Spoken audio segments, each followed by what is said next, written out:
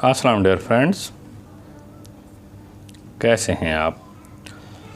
उम्मीद करता हूँ आप खैरियत से होंगे। मेरी दुआएं हमेशा आपके साथ हैं। मैं नवी तारिक एडवोकेट लॉ के इन्फॉर्मेशन के साथ आप खिदमत में हाज़िर हूँ। अदालत आलिया ने यह करार दिया है कि बाप बच्चों का हकीकी वारिस है। अगर बाप बच्चों को माँ से छीन कर जाए तो बाप पर अगवा का मुकदमा दायर नहीं हो सकता। आज की प्यारी बात जो मैं आपसे शेयर करूंगा, जब अपनों में मकार, गदार, मुनाफिक पैदा हो जाएं तो मैदान में खड़ा शेर भी कुत्तों से हार जाता है। शुक्रिया।